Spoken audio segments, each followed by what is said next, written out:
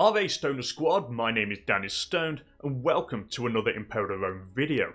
It has been a while since I've made a top 10 video for Imperator Rome, so I thought why not make one that covers military matters.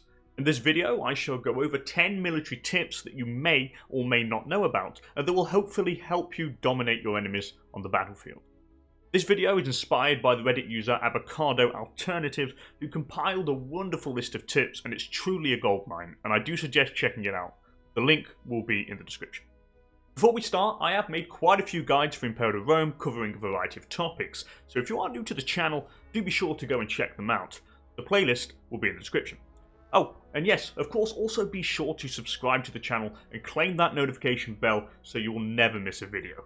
Anyway, now that intro is out of the way, let's dive right into the video, a top 10 military tips for Imperator Rome that you may or may not know about. First of all, did you know that siege ability decreases the number of days between siege rolls and does not affect the siege progress? The higher your siege ability, the fewer days it will take to complete a siege phase.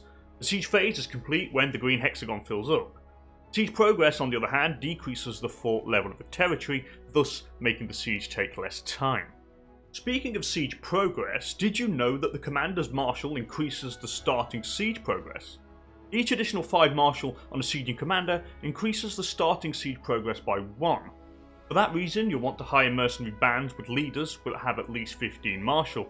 A 15 Marshal commander increases the starting siege progress by 3, hence making the fort quicker to take down.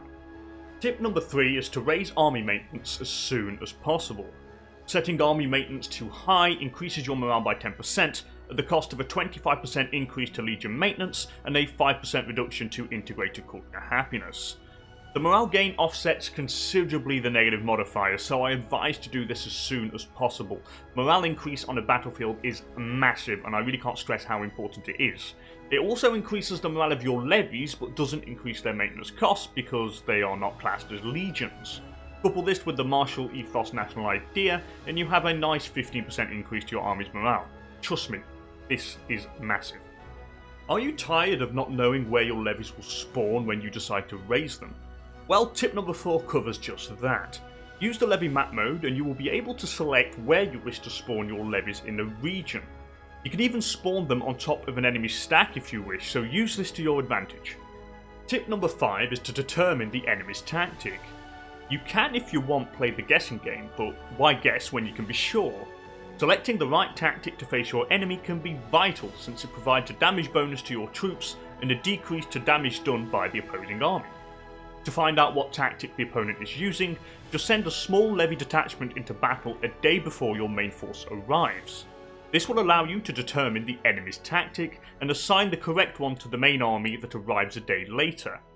Just remember that the reinforcing commander must have a better martial skill than the first one, or the tactic won't change, since the tactic applied in combat is that of the army who has the general with the highest martial skill. Worried about river crossings? Are you traumatized by the memories of Europa Universalis and the horrible river crossing penalties? Well, fear not, in Imperator, engineers are your friend. Having 1 engineer for every 10 cohorts eliminates the river crossing penalty. Amphibious attacks, anyone? Speaking about engineers brings us to tip number 7, and that is to use them for road building.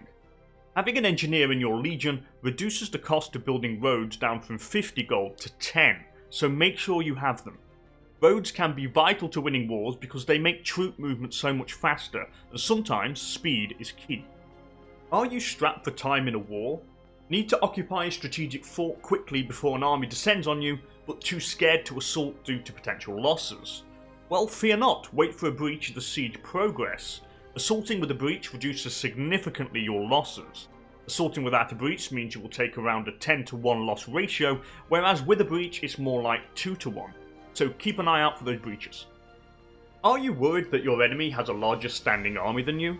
Well, if that is the case, then tip number 9 should help you. Before you declare war, try to use the criminally underused Woo General action on the Legion Commander. Doing this grants you control of the enemy's legion, effectively reducing his combat strength. To do this, just search the target nation for a general who has low loyalty, or even better, who is disloyal. Then simply inspire disloyalty to the said general, and then woo him to take control of the legion. This can be super powerful and can help you out of a tight spot. It is, in my opinion, badly underused.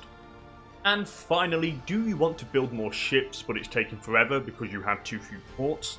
Well, fear not, tip 10 offers you a solution, and that is to capture pirate ships. Navies can snowball insanely fast by capturing pirate ships, and it is also way cheaper to do since you do not have to pay the construction costs. It also stops the pirates from raiding you, so need a bigger navy, just go hunting them pirates. Well, that's about it for this video. I hope these tips will help you in future campaigns, and if they did, please lay siege to that like button, and of course, if you want to see more Imperator Rome content and guides, then why don't you go ahead and fabricate a claim on the subscribe button. Before I leave, I will from now on be starting the new YouTube format that I spoke about in my latest community message. I shall be posting one gameplay video a day, alternating between a new Imperator challenge that I'm currently working on, and a new CK3 campaign trying out the Northern Lords flavor pack. This will hopefully allow me more time to make scripted and edited videos, such as guides and tutorials, as well as doing some streaming more often. So do keep an eye out in the coming days. Anyway, with all that said and done, thank you all for watching, and I'll hopefully catch you all in the next one. Bye for now.